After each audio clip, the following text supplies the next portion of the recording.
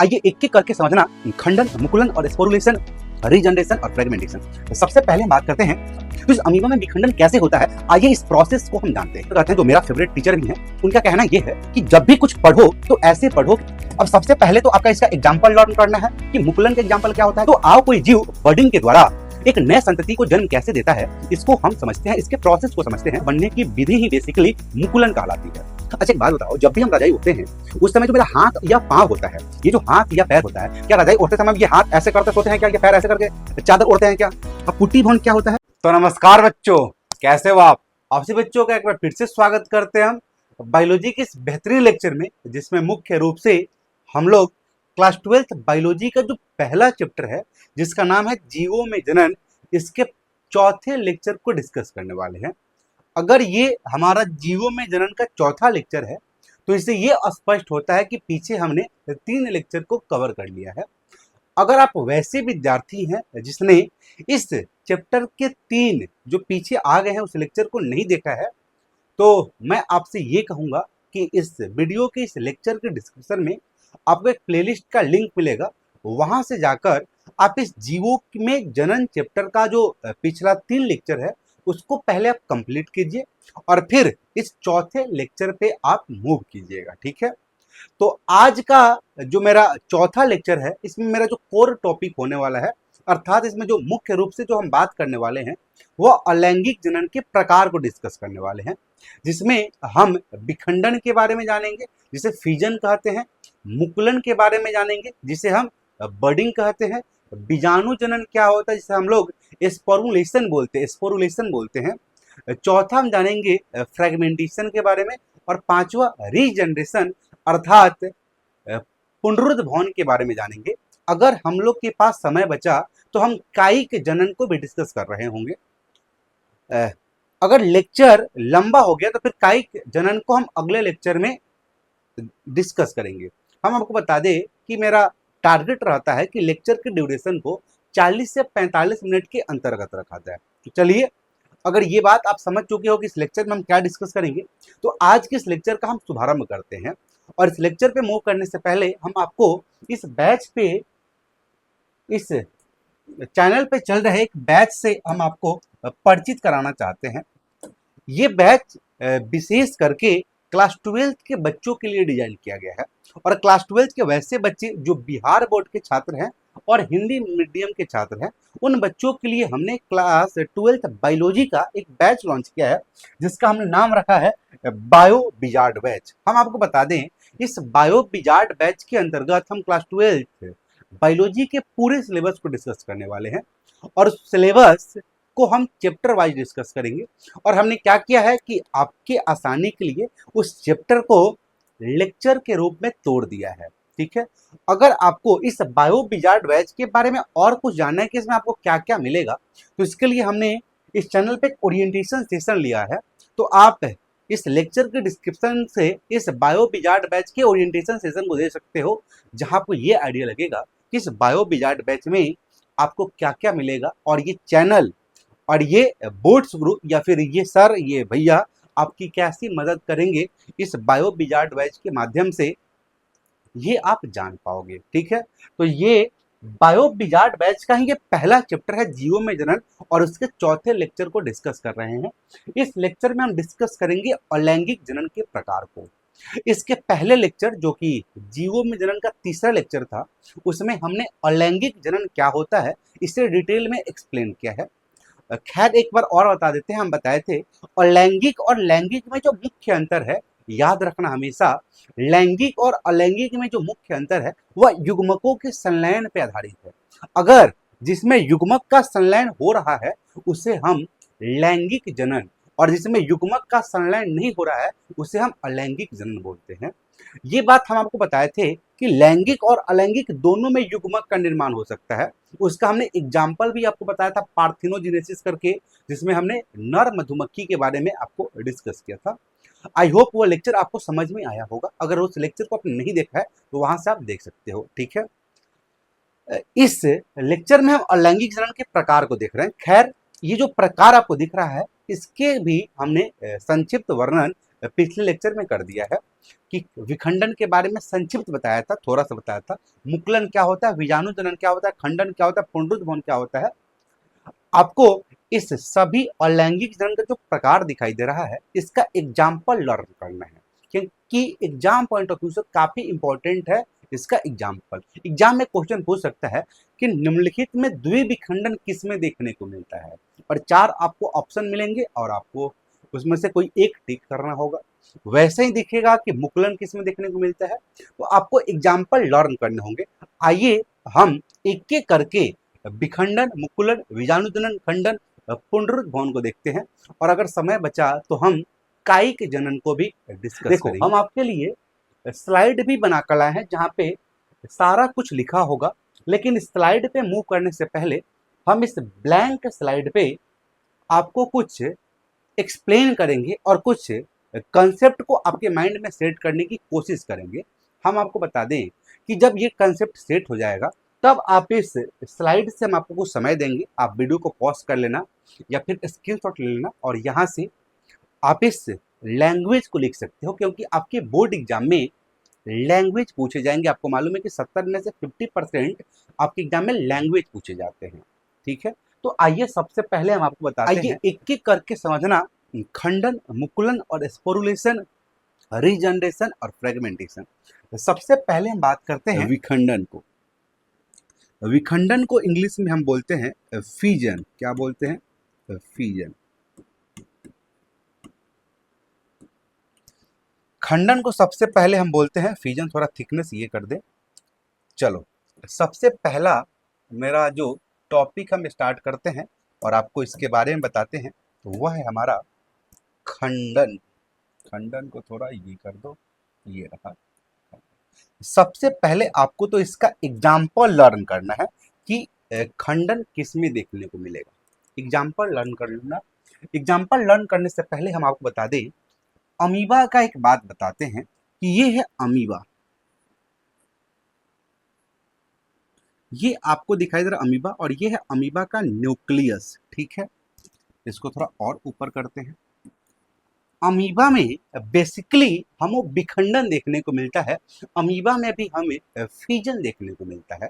अगर अमीबा में विखंडन अर्थात फीजन देखने को मिलेगा, तो इस अमीबा में विखंडन कैसे होता है, आइए इस प्रोसेस को हम जानते हैं।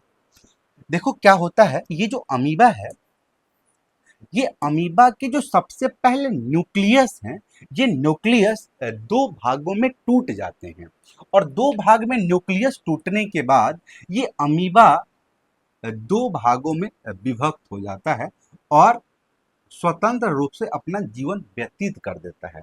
देखो सबसे पहले क्या हुआ, ये जो न्यूक्लियस है, ये न्यूक्लियस बेसिकली 2 भागों में टूटे। सबसे पहले तो ये न्यूक्लियस 2 भागों में टूटा, और जब न्यूक्लियस टूटता है, न्यूक्लियस रेप्लिकेट होता है, जेनेटिक मटेरियल रेप्लिकेट होते हैं, तो इस प्रोसेस को हम लोग बोलते हैं कैरियोकाइनेसिस। इस प्रोसेस को बेसिकली हम लोग बोलते हैं कैरियो का मतलब होता है न्यूक्लियस, केंद्रक, कैरियोकाइनेसिस। तो सबसे पहले विखंडन में, इस अमीबा में विखंडन में जो सबसे पहला प्रोसेस होता है, वह होता है कैरियोकाइनेसिस, अर्थात न्यूक्लियस इसके विभाजित होते हैं, और न्यूक्लियस विभाजन के बाद इसके साइटोप्लाज्म भी विभाजित हो जाते हैं, और जब इसके साइटोप्लाज्म विभाजित होते हैं, तो इस प्रक्रिया को बेसिकली हम लोग साइटोकाइनेसिस कहते हैं। क्या कहते हैं? साइटोकाइनेसिस कहते हैं। साइटोकाइनेसिस कहने का मतलब है साइटोप्लाज्म का विभाजन। साइटोकाइनेसिस कहने का मतलब है साइटोप्लाज्म का विभाजन। देखो क्या हो रहा है, अमीबा अगर इस जीव में विखंडन होता है, विखंडन होता है, तो विखंडन में सबसे पहले इसके न्यूक्लियस 2 बराबर में टूटते हैं, जेनेटिक मटेरियल 2 बराबर भागों में बंटते हैं, और बंटने के बाद ये 2 जीव में परिवर्तित हो जाता है। इसी प्रक्रिया को बेसिकली हम लोग विखंडन बोलते हैं।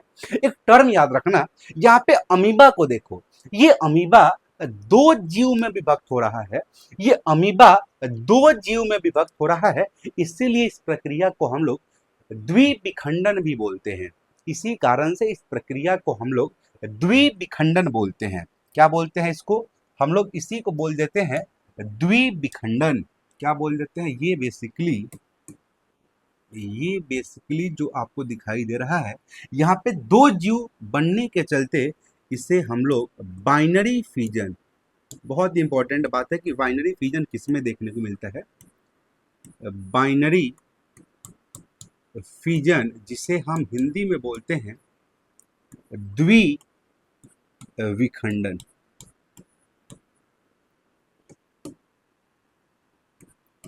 आप पेपर और पेन लेकर बैठोगे, अर्थात कॉपी और कलम लेकर बैठोगे, जिसके आप साथ साथ मेरे नोट करते चलोगे।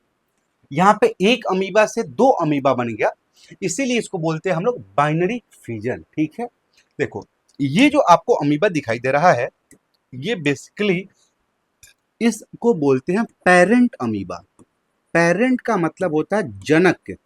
ये है बेसिकली जनक अमीबा, और ये जनक अमीबा दो डॉटर अमीबा में, डॉटर कहने का मतलब ये बेसिकली जो आपको दिखाई दे रहा है, ये पुत्री अमीबा है। पुत्री अर्थात डॉटर अमीबा है। क्या है? डॉटर अमीबा है। और हम आपको बता दें कि अगर ये डॉटर अमीबा द्विविखंडन के द्वारा बन रहे हैं और ये द्विविखंडन अलैंगिक जनन का प्रकार है, तो सीधा मतलब इसका ये है कि ये डॉटर अमीबा अपने जनक के, ये डॉटर अमीबा अपने जनक के आकारिकी रूप से समान होंगे, जनक के आकारिकी रूप से समान होंगे, और आकारिकी के साथ साथ ये अनुवांशिक रूप से भी समान होंगे। ये आकारिकी के साथ साथ ये आनुवांशिक रूप से भी समान होंगे। और जब संतति अपने जनक के आकारिकी और आनुवांशिक रूप दोनों से समान हो, तो इसके लिए हम लोग यूज करते हैं एक शब्द जिसे हम बोलते हैं कोलोन। क्या बोलते हैं? कोलोन। याद करो, अलैंगिक जनन में जो संतति जन्म लेता है वह आकारिकी और आनुवांशिक रूप से अपने जनक के समान होता है, और ऐसे संतति के लिए हम लोग यूज करते हैं कोलोन। तो ये अमीबा भी अपने पेरेंट के समान है। अगर इस अमीबा को आप ध्यान से देखोगे, देखो बहुत आराम आराम से पढ़ना है, ये नहीं कि जल्दीबाजी में पढ़ना है। एक महान टीचर कहते हैं, जो मेरा फेवरेट टीचर भी हैं, उनका कहना ये है कि जब भी कुछ पढ़ो तो ऐसे पढ़ो कि जैसे सदियों पढ़ी हो, अर्थात कंसेप्ट को इतने आराम से पढ़ो कि वह आपके दिमाग में हमेशा के लिए सेट हो जाए। तो वैसे ही हम आपको आराम आराम से कुछ सिखाने की कोशिश कर रहे हैं। जब इस विभाजन को देखोगे तो इसका जो पेरेंट सेल का जो साइज है, पेरेंट अमीबा का जो साइज है, वही साइज इसके डॉटर अमीबा का है। ये जो पेरेंट अमीबा का जो साइज है, वही साइज इसके डॉटर अमीबा का है। इसलिए हम कह सकते हैं कि इसमें जो साइटोप्लाज्म का कोशिका द्रव का जो डिस्ट्रीब्यूशन हुआ है, वह इक्वल डिस्ट्रीब्यूशन हुआ है। इक्वल का मतलब होता है बराबर, डिस्ट्रीब्यूशन का मतलब होता है बंटवारा। तो इक्वल डिस्ट्रीब्यूशन हुआ है किसका? साइटोप्लाज्म का। याद रखना, कभी कभी ये क्वेश्चन पूछे जा सकते हैं कि बाइनरी फिजन में साइटोप्लाज्म का डिस्ट्रीब्यूशन होता है, वह इक्वल होता है कि अनइक्वल होता है? तो वह इक्वल डिस्ट्रीब्यूशन होता है, क्योंकि ये साइज देखो, पेरेंट का जो साइज है वही इसके डॉटर का साइज है। अब इसका एग्जाम्पल लर्न कर लेते हैं कि बेसिकली द्विविखंडन किस में देखने को मिलता है। पहले इसके साइज को तुम थोड़ा छोटा कर दो। इसके साइज को जब तुम छोटा कर देगा तो मेरे पास स्पेस भी बच जाएंगे। अब इसका तुम क्या करो, इसका एग्जाम्पल लर्न कर लो। क्या कर लो? इसका एग्जाम्पल लर्न कर लो, क्योंकि एग्जाम्पल बहुत इंपॉर्टेंट है किसका? द्विविखंडन का। तो द्विविखंडन का एग्जाम्पल हम याद कर लेते हैं। सबसे पहला तो ये जो हम देखे हैं अमीबा, यही है। सबसे पहले तो देखिए अमीबा। दूसरा याद कर लो तुम युगलीना। दूसरा याद कर लो युगलीना। और 3 नंबर में याद कर लो, युगलीना के बाद तुम याद कर लो पैरामीशियम। पैरामीशियम।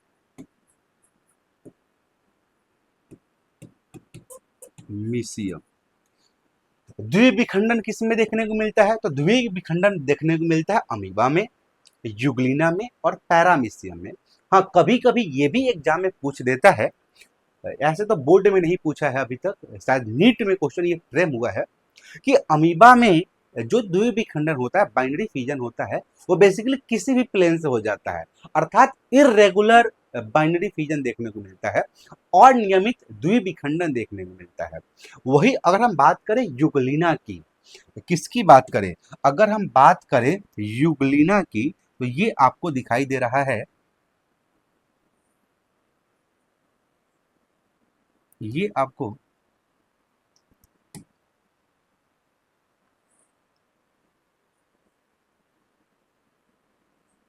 दिखाई दे रहा है यूग्लिना। तो यूग्लिना में बेसिकली जो इसका विभाजन होता है, जो द्विविखंडन होता है, दो भाग में बंटता है, तो ये लॉन्गिट्यूडनल देखने को मिलता है। ये लॉन्गिट्यूडनल देखने को मिलता है, जिसे आप अनुदैर्ध्य बोलते हो। ये ऐसे देखने को मिलता है, ये विभाजन बेसिकली ऐसे देखने को मिलता है, और इस विभाजन को हम लोग बोलते हैं लॉन्गिट्यूडनल। इसको हिंदी में बोलते हैं हम लोग अनुदैर्ध्य, लॉन्गिट्यूडनल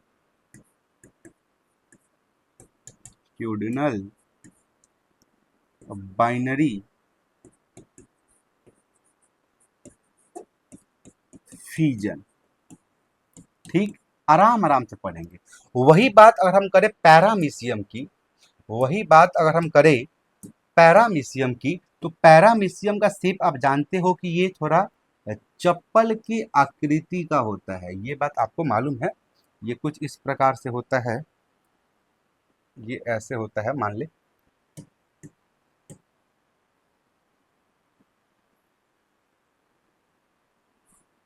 ये तो कुछ इसमें जो आपको दिखाई देता है, ये बेसिकली होता है कुछ इस प्रकार से, और इसको हम लोग बोलते हैं ट्रांसवर्स बाइनरी फिजन।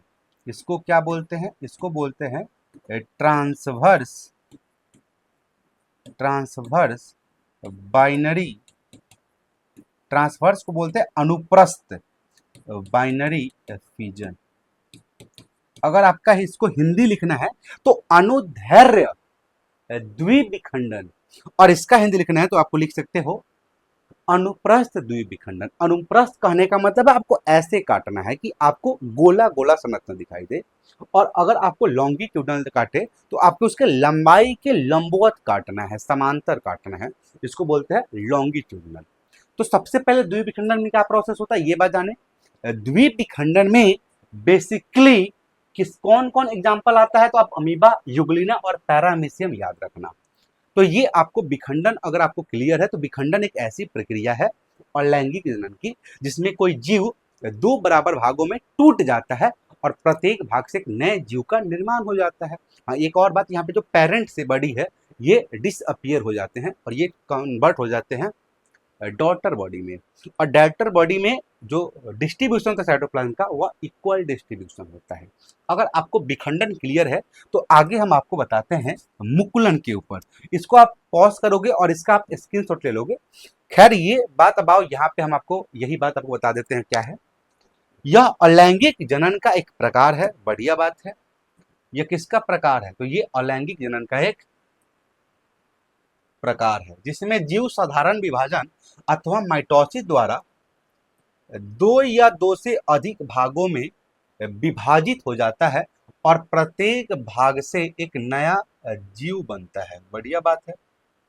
यही बात बताए हैं कि अगर कोई संतति दो भाग में बंट रहा है तो उसके लिए हम यूज करते हैं द्विविखंडन। इस प्रजनन विधि में केवल दो खंडों में विभाजित होता है, और इसके एग्जाम्पल लर्न करना अमीबा, पैरामीशियम और यूग्लिना। ये डायग्राम के द्वारा भी दिखाया गया है।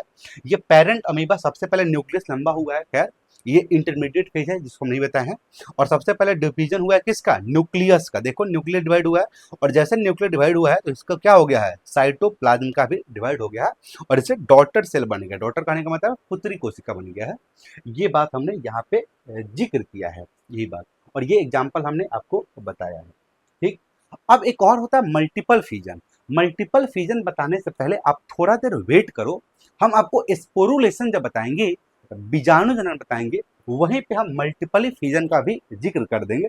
फिलहाल मल्टीपल फिजन का याद रख लो ऐसे। मल्टीपल फिजन ये एग्जाम में बहुत फेमस क्वेश्चन है, पूछता है बहुविखंडन, याद रखना प्लाज्मोडियम में देखने को मिलता है। बहुविखंडन प्लाज्मोडियम देखने को मिलता है। द्विविखंडन क्या होता है, दो बराबर भाग में टूटे, दो भाग में, और दो से ज्यादा भाग हो जाए उसको बोलते हैं बहुविखंडन। आओ अब हम आगे नेक्स्ट बात करते हैं मुकुलन की। किसकी बात करते हैं, मुकुलन की। तो हम हेडिंग इसका लगाते हैं मुकुलन। आराम आराम से आप देखोगे। मुकुलन जिसे हम लोग इंग्लिश में बोलते हैं बडिंग, मुकुलन जिसे हम इंग्लिश में बोलते हैं बडिंग। ठीक, अब इसको हम क्या करते हैं, इसको थोड़ा बॉक्स में डाल देते हैं इसको। चलिए, अब सबसे पहले तो आपका इसका एग्जाम्पल लर्न करना है कि मुकुलन के एग्जाम्पल क्या होता है। जैसे हमने द्विविखंडन का याद किया, बहुविखंडन का याद किया, वैसे ही आपको मुकुलन याद रखना है। मुकुलन के लिए आप याद रखना इष्ट, और दूसरा याद रखना हाइड्रा। पहला याद रखना इष्ट और दूसरा याद रखना हाइड्रा। अब आओ हम आपको, अगर किसी भी जीव में बडिंग होगा या किसी भी जीव में किसी संतति का निर्माण बडिंग के द्वारा होगा, क्योंकि ये अलैंगिक जनन का प्रकार है, जनन का प्रकार है, तो जनन का मतलब ये होता है अपने जैसे संतति को जन्म देना। तो अगर ये बडिंग जनन का एक प्रकार है तो इसमें एक संतति को जन्म देगा। तो आओ कोई जीव बडिंग के द्वारा एक नए संतति को जन्म कैसे देता है इसको हम समझते हैं, इसके प्रोसेस को समझते हैं, इसके मैकेनिज्म को समझते हैं। तो मान ले कोई जीव है और इस जीव को हम मान लेते हैं अमीबा ही मान लेते हैं। आओ हम हाइड्रा मान लेते हैं। तो ये हमारे पास हाइड्रा है। अब हाइड्रा का डायग्राम तो हमको उतना खूबसूरत आएगा नहीं बनाने, खैर ये आपको जो दिखाई दे रहा है हाइड्रा है, और ये हाइड्रा का हो गया न्यूक्लियस। चलो, अब क्या होता है ध्यान से देना। अब इस हाइड्रा में एक इसके शरीर के किसी भी भाग से एक छोटा सा आउटग्रोथ निकलता है, एक छोटा सा उभार निकलता है। जिसमें भी मुकुलन होगा तो उस जीव के शरीर के किसी भी हिस्से से एक छोटा सा आउटग्रोथ निकलेगा, एक छोटा सा उभार निकलेगा। आओ सबसे पहले इस जीव के शरीर से भी हम एक छोटा सा उभार निकालते हैं। इस जीव के शरीर से भी हम एक छोटा सा उभार निकालते हैं, और उस उभार को हम पिंक कलर से बना देते हैं। ये हो गया छोटा सा, ये हो गया छोटा सा उभार। अब ये जो आपको ये न्यूक्लियस दिखाई दे रहा है विशेष करके, ये न्यूक्लियस रेप्लिकेट हो जाता है, ये न्यूक्लियस रेप्लिकेट हो जाता है और न्यूक्लियस भी चला जाता है इसके अंदर। और ये जो इसके शरीर पे ये जो आउट ग्रोथ निकला है, इस आउट ग्रोथ के लिए, ये जो इसके शरीर पे आउट ग्रोथ निकला है, आउट ग्रोथ, इस आउट ग्रोथ के लिए बेसिकली हम लोग जो यूज करते हैं उसे बोलते हैं बड। इस आउट ग्रोथ के लिए एक टर्म यूज करते हैं जिसे बोलते हैं बड, और बड को हिंदी में बोलते हैं मुकुल। याद रखना, अगर किसी भी जीव में मुकुलन हो रहा है, अर्थात उसमें बडिंग हो रहा है, मुकुलन हो रहा है, तो फिर उस जीव के शरीर के किसी भी हिस्से पे एक आउट ग्रोथ निकलेगा, और उस आउट ग्रोथ के लिए हम यूज करते हैं बर्ड शब्द, मुकुल शब्द। क्या इतना क्लियर है? अब देखना क्या होता है, एक और हम इसका कॉपी बनाते हैं, ये रहा यहाँ पे। अब देखना क्या होता है, ये जो आउट ग्रोथ है ये अपने पेरेंट बॉडी से, ये जो आउट ग्रोथ है ये अपने पेरेंट बॉडी से, अगर ये हाइड्रा है तो ये हाइड्रा का पेरेंट बॉडी है, ये हाइड्रा का पेरेंट बॉडी है, इसी से तो आउट ग्रोथ निकलता है, तो ये पेरेंट हाइड्रा है। क्या यहां तो कोई दिक्कत नहीं होना चाहिए। तो ये जो मुकुल निकला ये अपने पेरेंट बॉडी से ही भोजन लेता है। ये जो मुकुल आपको दिखाई दे रहा है ये जो आपको मुकुल दिखाई दे रहा है, यह अपने किससे, पेरेंट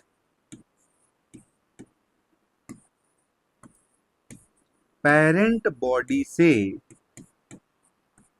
भोजन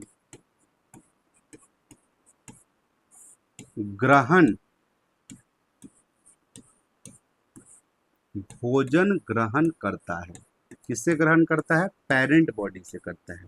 ये मुकुल जो है ये अपने पेरेंट बॉडी से भोजन ग्रहण करेगा। अच्छा एक बात बताओ, तो कोई भी जीव अगर भोजन ग्रहण करता है तो उससे उसके शरीर में क्या परिवर्तन देखने को मिलता है? आप आसानी से बताओगे कि उसके शरीर में उस भोजन के माध्यम से वह शरीर वृद्धि करता है, वह जीव वृद्धि करता है और मैच्योर होता है। तो वैसे ही ये मुकुल अपने पेरेंट बॉडी से भोजन ग्रहण करता है और वृद्धि करके परिपक्व हो जाता है। तो आओ हम इसके बॉडी से एक परिपक्व हाइड्रा को बना देते हैं, मैच्योर हाइड्रा को। ये जो आपको दिखाई दे रहा है ये बेसिकली ये परिपक्व हाइड्रा है, ये मैच्योर हाइड्रा है। और जैसे ही ये हाइड्रा मैच्योर होता है, जैसे ही ये हाइड्रा मैच्योर होता है वैसे ही ये अपने पेरेंट बॉडी से वैसे ही ये अपने पेरेंट बॉडी से अलग हो जाएगा। वैसे ही ये अपने पेरेंट बॉडी से क्या हो जाएगा? वैसे ही ये अपने पेरेंट बॉडी से अलग हो जाएगा। आओ इसको हम क्या करते हैं,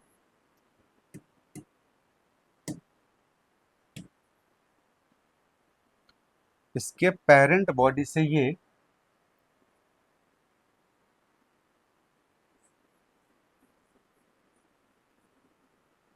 ये लो, इसको हम क्या किए, इसके पेरेंट बॉडी से अलग कर दिए। और ये पेरेंट बॉडी से अलग होने के बाद ये अपना स्वतंत्र रूप से जीवन व्यतीत कर देता है। तो देखो ये एक पेरेंट बॉडी और इससे एक डॉटर हाइड्रा बन गया, इससे एक डॉटर हाइड्रा बन गया, इससे एक डॉटर डॉटर कहने का मतलब है पुत्री हाइड्रा बन गया, इससे एक डॉटर हाइड्रा बन गया। देखना ध्यान देना यहाँ पे आप ध्यान देना, इस मुकुल से, किससे, इस मुकुल से इस मुकुल से ये डॉटर हाइड्रा बनने की विधि ही इस मुकुल से इस डॉटर हाइड्रा बनने की विधि ही बेसिकली मुकुलन कहलाती है। इस मुकुल से, इस बर्ड से इस डॉटर हाइड्रा बनने की विधि ही बेसिकली मुकुलन कहलाती है। क्या आपने बात को समझा? मुकुलन में क्या क्या प्रोसेस हुआ? क्या आपने बात को समझा? मुकुलन में क्या क्या प्रोसेस हुआ?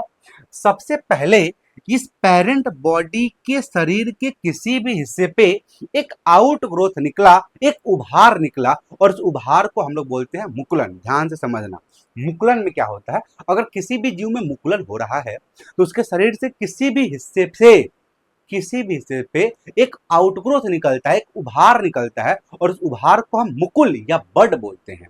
और ये बड अपने पेरेंट बॉडी से ही, अपने मातृ कोशिका से ही, अपने मातृ शरीर से ही भोजन को ग्रहण करता है।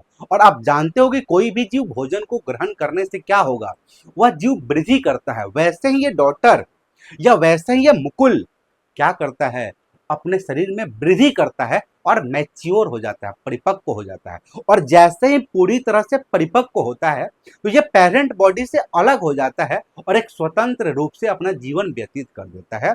तो इसमें जो बर्ड है और जो पेरेंट बॉडी जो मुकुलन हो रहा है, तो बर्ड से एक डॉटर हाइड्रा बनने की प्रक्रिया ही बेसिकली मुकुलन कहलाती है।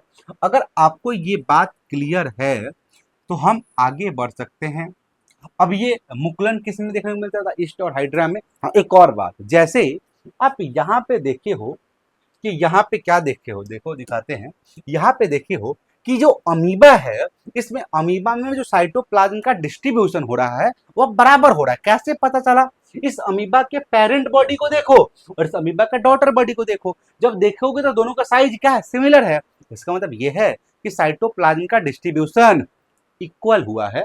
वैसे ही अगर आप इस पेरेंट बॉडी को देखोगे हाइड्रा के और इसके डॉटर बॉडी को देखोगे हाइड्रा के, तो क्या आप बता पाओगे कि इसमें साइटोप्लाज्म का डिस्ट्रीब्यूशन कैसे हुआ है? आप आसानी से बता पाओगे कि इसमें जो साइटोप्लाज्म का डिस्ट्रीब्यूशन हुआ है वह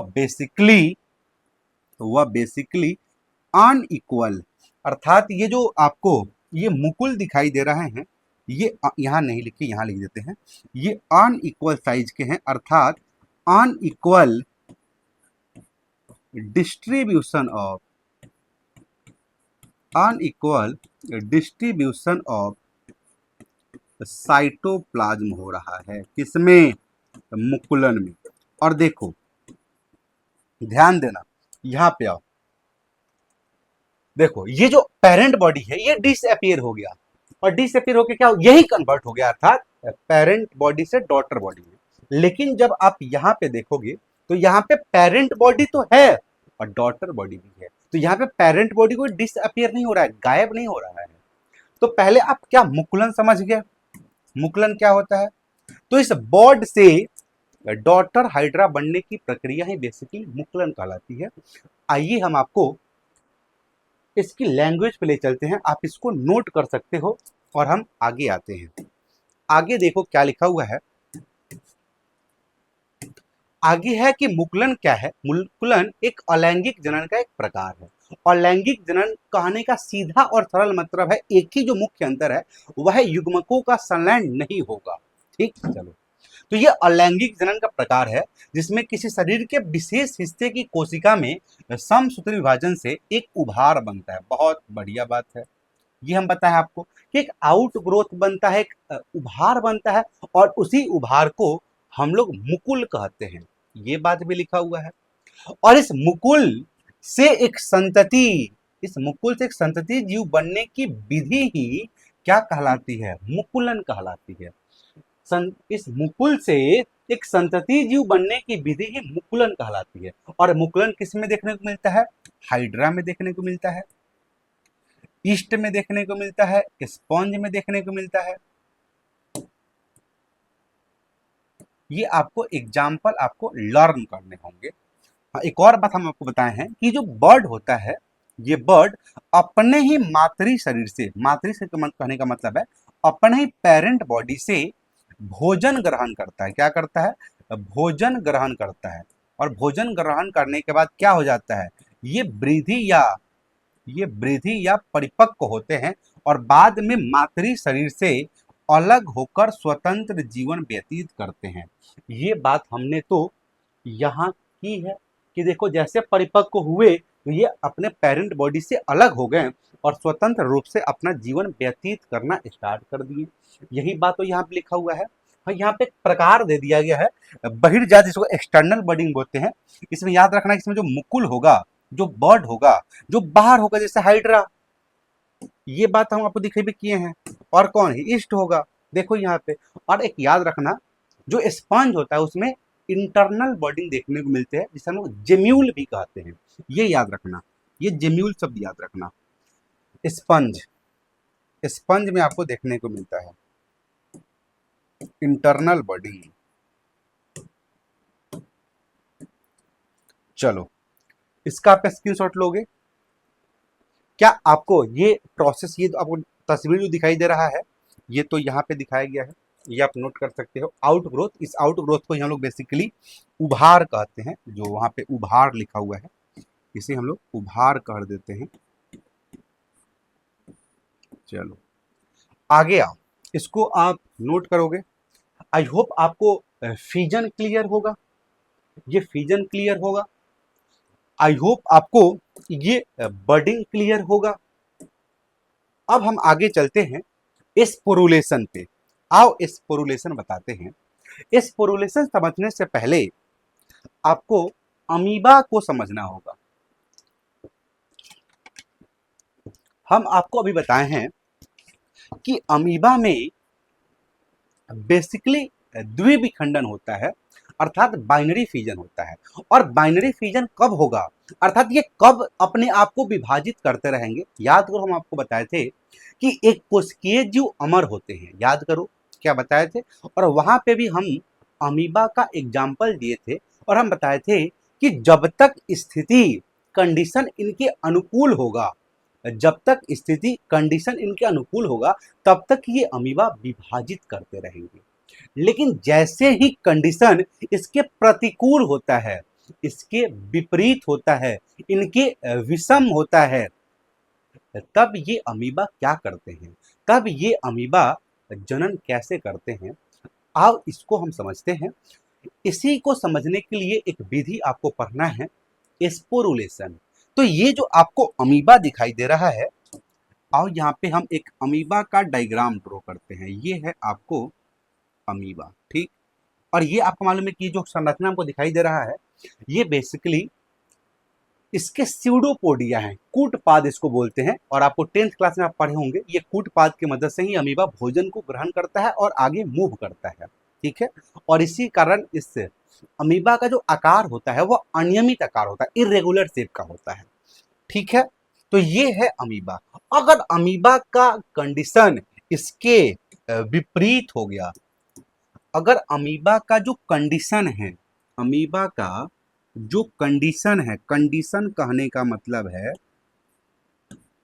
तो कंडीशन कहने का मतलब है स्थिति, कंडीशन कहने का मतलब है स्थिति।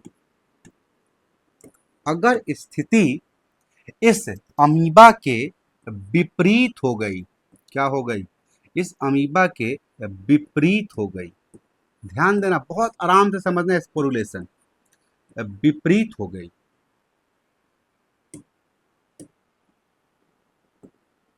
या फिर इसके प्रतिकूल हो गई, किसके, अमीबा के प्रतिकूल हो गई, इसी को हम लोग बोलते हैं अनफेवरेबल, अनफेवरेबल।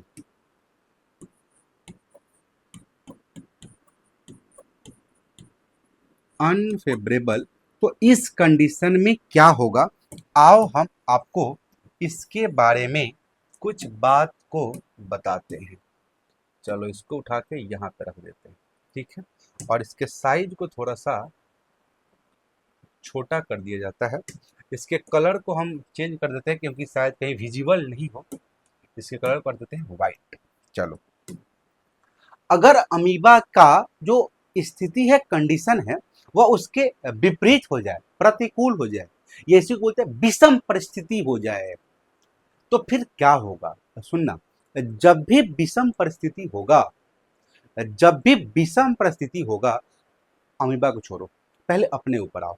जैसे ही कंडीशन या मौसम हमारे विपरीत होता है, जैसे ठंड का मौसम ज़्यादा आ जाता है, तो फिर हम क्या करते हैं, तो सबसे पहले हम चादर ओढ़ते हैं, कंबल ओढ़ते हैं, रजाई ओढ़ते हैं, क्या नहीं करते हैं। अच्छा एक बात बताओ, जब भी हम रजाई ओढ़ते हैं, उस समय जो मेरा हाथ या पाँव होता है, ये जो हाथ या पैर होता है, क्या रजाई ओढ़ते समय ये हाथ ऐसे करते सोते हैं क्या, ये पैर ऐसे करके चादर ओढ़ते हैं क्या, नहीं।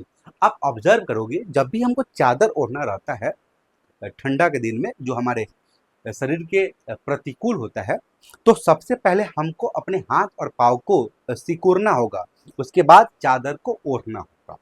वैसे ही ये अमीबा का स्थिति जैसे ही इसके प्रतिकूल होता है, ये अमीबा अपने हाथ पाँव को विड्रॉल कर लेता है, अपने हाथ पाँव को अंदर की तरफ कर लेता है, जिससे जिससे इस अमीबा का जो शेप है, जिससे इस अमीबा का जो शेप है वह कुछ राउंड हो जाता है, वह कुछ राउंड हो जाता है, वह कुछ राउंड हो जाता है, ये अमीबा का शेप हो जाता है। अर्थात वह अपने स्यूडोपोडिया को अंदर की तरफ ले लेता है। कब, कब, जब कंडीशन इसके प्रतिकूल हो। और जैसे ये अंदर लेकर, काहे के लिए, क्योंकि ये भी चादर ओढ़ता है, और चादर एक नहीं, दो नहीं, ये तीन तीन चादर ओढ़ता है। आओ इसको हम तीन चादर उड़ाते हैं। ये देखो, ये हो गया पहला चादर, एक और चादर ले लो, ये हो गया आपका दूसरा चादर, एक और चादर ले लो, ये हो गया आपका, ये हो गया आपका तीसरा चादर। हम आपको बता दें कि आप यहाँ पे जो ये देख रहे हो, पहला चादर या फिर दूसरा चादर, या फिर तीसरा चादर, बेसिकली इस चादर को हम लोग बोलते हैं सिस्ट। क्या बोलते हैं? इस चादर को हम लोग बोलते हैं सिस्ट। इस चादर को क्या बोलते हैं? तो इस चादर को हम लोग बोलते हैं सिस्ट। और इस अमीबा को इस चादर ओढ़ा देना, इस सिस्ट से ढक लेना, बेसिकली एक प्रोसेस कहलाता है, जिस प्रोसेस को हम लोग नाम देते हैं, इस प्रोसेस को बोलते हैं हम इंसिस्टेशन। इंसिस्टेशन, जिसे हिंदी में बहुत ही प्यार से, जिसे आप सुने ही होंगे, जिसे हम लोग बोलते हैं पुट्टी भवन। क्या बोलते हैं? पुट्टी भवन, इंसिस्टेशन। अब पुट्टी भवन क्या होता है? तो जैसे ही कंडीशन अमीबा के क्या आता है, प्रतिकूल आता है, उनके विपरीत आता है, तो ये अमीबा अपने स्यूडोपोडिया के, अपने कूटपाद को अंदर की तरफ कर लेते हैं और एक गोले संरचना में डेवलप हो जाते हैं। और ये गोला संरचना 3 परतों से घिर जाता है, 3 परतों अर्थात सिस्ट से ढक जाता है। और इसका इस रूप में आना ही बेसिकली इंसिस्टेशन अर्थात पुट्टी भवन कहलाता है। क्या कहलाता है? पुट्टी भवन कहलाता है। और इसके अंदर बेसिकली स्पोर होते हैं। क्या होते हैं? स्पोर होते हैं। इसके अंदर क्या होते हैं? स्पोर होते हैं। हम आपको बता दें, ये जो स्पोर आपको दिखाई दे रहा है, ये बेसिकली स्यूडो स्पोर होता है। क्या होता है? स्यूडो स्पोर होता है। क्या होता है? स्यूडो स्पोर होता है। और ये स्पोर क्या होते हैं? आगे इसका हम क्या करते हैं, इसका फोटो बना लो, एक कॉपी बना लो, और यहां से आप इसको इरेज करो, इसको भी इरेज करो।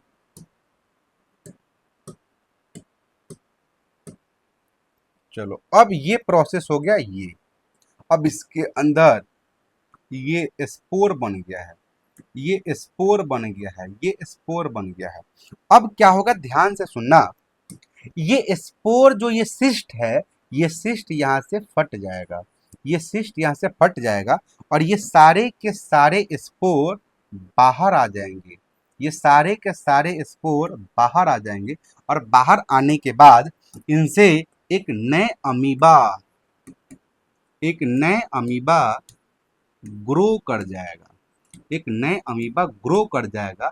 बेसिकली इसी प्रक्रिया को हम लोग स्पोरुलेशन या बीजाणु जनन बोलते हैं। स्पोरुलेशन या बीजाणु जनन बोलते हैं।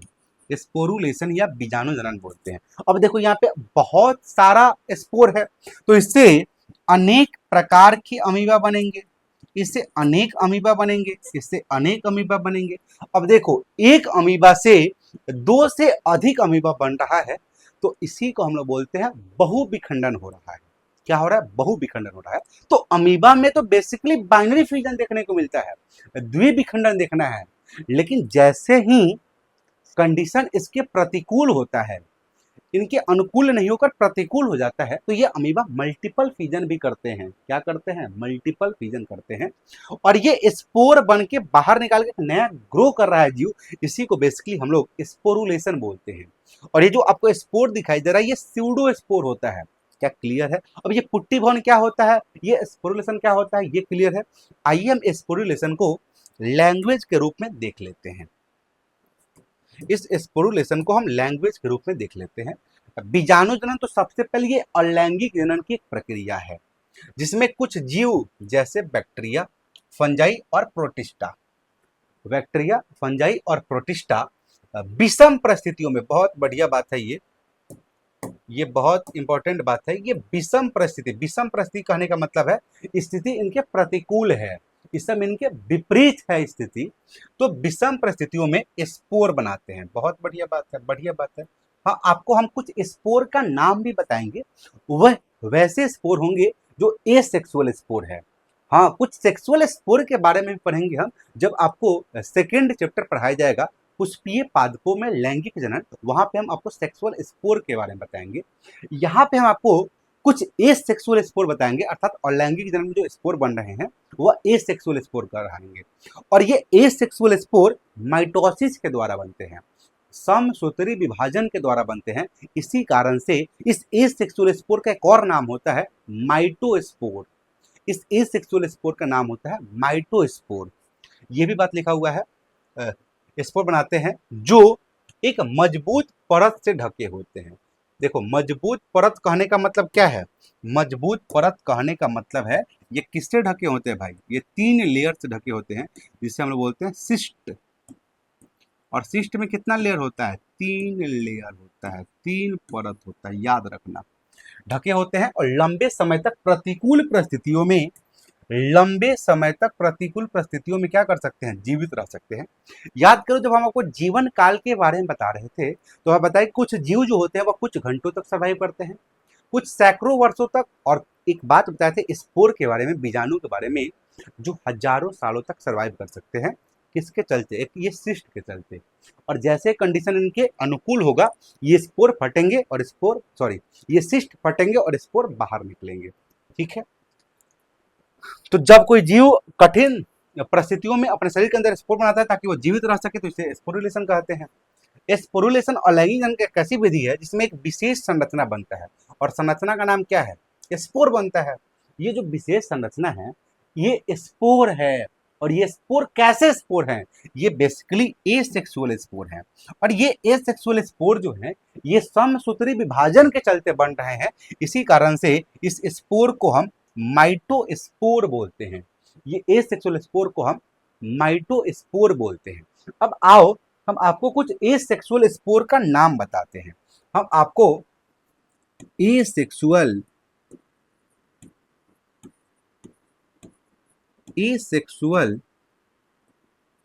स्पोर, जिसे हम हिंदी में अलैंगिक,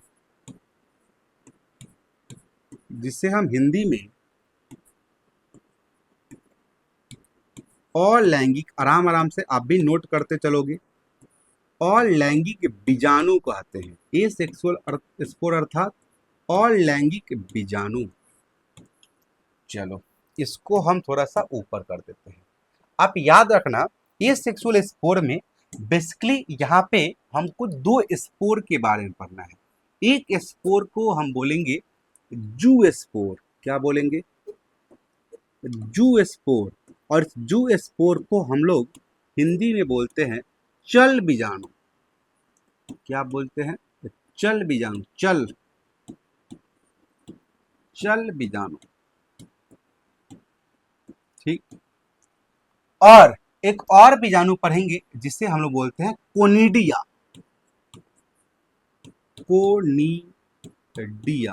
या इसी का एक और नाम है, इस कोनिडिया का ही नाम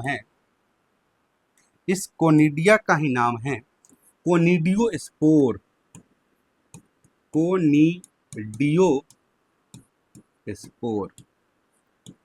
कुछ एसेक्सुअल स्पोर के बारे में पढ़ लेते हैं। एक पढ़ लेंगे चल बीजाणु और एक पढ़ लेंगे कोनिडियो स्पोर। यहाँ पे आपको दिख रहा है, यहाँ पे साफ आपको दिख रहा होगा चल का मतलब होता है चलना, और चलने के लिए चाहिए पैर। तो इस जो जू स्पोर होते हैं उनके पास एक विशेष संरचना पाई जाती है चलने के लिए, और उस संरचना का नाम है फ्लैजिला। तो जू स्पोर में फ्लैजिला पाया जाएगा। क्या पाया जाएगा? फ्लैजिला पाया जाएगा। अगर इसके पास फ्लैजिला होगा तो ये जो स्पोर होंगे ये बेसिकली मोटाइल स्पोर होंगे। क्या होंगे? मोटाइल स्पोर होंगे। अगर ये जो स्पोर एक प्रकार का एसेक्सुअल स्पोर है, इसी कारण से इस स्पोर को हम लोग माइटोस्पोर भी कहते हैं। क्या बोलते हैं? माइटोस्पोर कहते हैं। अगर इस स्पोर को एक स्थान से दूसरे स्थान तक जाना है तो ये मदद लेगा वाटर करंट का। वाटर करंट के माध्यम से ये एक स्थान से दूसरे स्थान तक जाता है। कौन? जू स्पोर को अगर एक स्थान से दूसरे स्थान तक जाता है तो ये वाटर करंट के माध्यम से जाता है। अब एक बात बताओ, अगर ये स्पोर वाटर करंट के माध्यम से जाएगा तो ये वाटर करंट के माध्यम से जब जाएगा तो ये स्पोर किस जीव में पाया जाएगा? अगर ये वाटर करंट के माध्यम से जाएगा तो ये स्पोर जो हैं ये इक्वेटिक कहने का मतलब है ये जलीय जीव में पाए जाते हैं। ये इक्वेटिक एनिमल्स में देखने को मिलते हैं। और एक एग्जाम में अगर क्वेश्चन बने कि सबसे कॉमन एसेक्सुअल स्पोर जो है ये जो जू स्पोर है ये किस में देखने को मिलता है, तो हमेशा आप याद रखना ये देखने को मिलता है अलगी में। अलगी में ये मोस्ट कॉमन एसेक्सुअल स्पोर है। ये अलगी में मोस्ट कॉमन एसेक्सुअल स्पोर है। ठीक, अब आओ इसको हम क्या करते हैं, इसको कर लेते हैं हम कॉपी, इसको कर लेते हैं हम कॉपी। चलो इसको दो भाग में हम बांट देते हैं रेड से, ये रहा।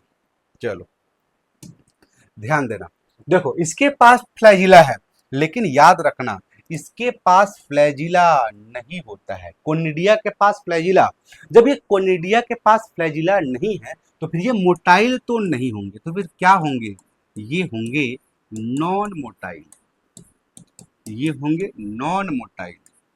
दूसरा ये भी जब एसेक्सुअल है तो ये भी माइटोस्पोर होंगे। दूसरी बात ये कि ये जो है ये बेसिकली वाटर करंट के माध्यम से ना घुसकर, ना एक दूसरे में जाकर, एक स्थान से दूसरे स्थान तक जाकर, ये जाते हैं एयर के माध्यम से।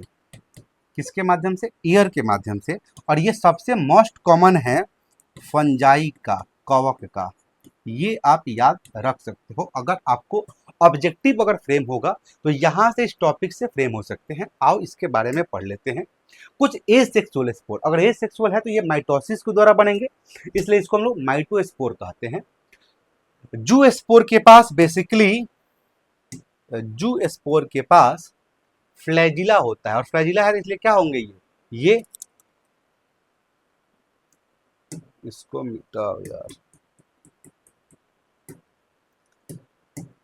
इसके पास फ्लैजिला अगर होगा तो ये बेसिकली मोटाइल होंगे, और मोटाइल हैं और ये वाटर करंट के माध्यम से एक स्थान से दूसरे स्थान तक जाएंगे। अगर वाटर करंट के माध्यम से जाएंगे तो ये जलीय जीवों में पाया जाएगा, जो भी एक्वेटिक एनिमल है उनमें जू स्पोर पाया जाएगा। वही बात करें हम कोनिडिया की, तो इसमें फ्लैजिला नहीं होता है। अगर फ्लैजिला नहीं होगा तो फिर ये नॉन मोटाइल होंगे।